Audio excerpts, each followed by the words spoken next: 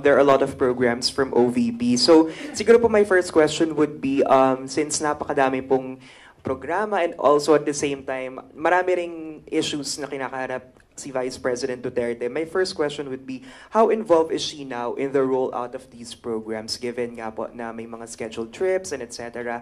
Is she on top of everything pa din? Yes, the Vice President is as involved as she started.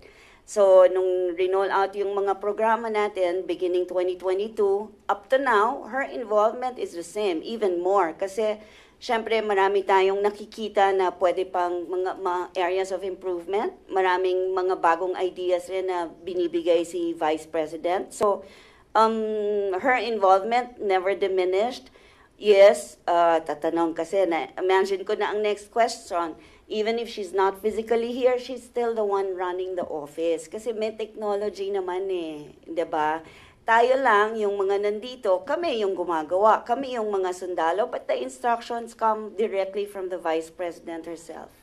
Just a follow-up question, ma'am. Where is the Vice President now? And yung scheduled trips niya po sa Kuwait, will that push through this August 8, if I'm not mistaken?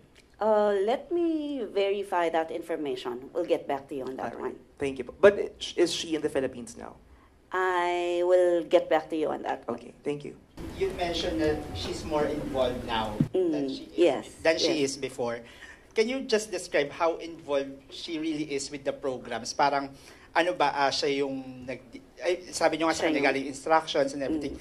I mean, can you just describe how her involvement now? Kahit a few words lang, can you just describe how involved she is with the program? Okay. So, of course, given the 3 years now that she has been the Vice President, mas marami siyang nakikitang kailangan na gawin, mas marami siyang na-encounter na tao na mas marami ang pangangailangan na minsan first time lang natin naririnig na meron palang ganun na pangyayari, meron palang ganun na sitwasyon.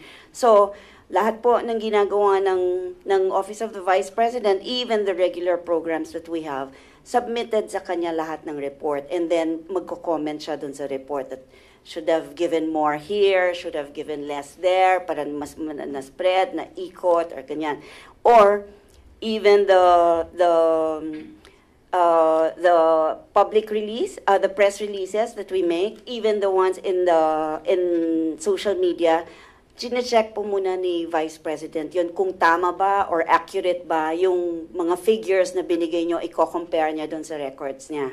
So that's how the Vice President is involved. Like I said, she may not be here physically, hindi lang natin nakikita, pero yung trabaho na kailangan niyang gawin for the office is still being done.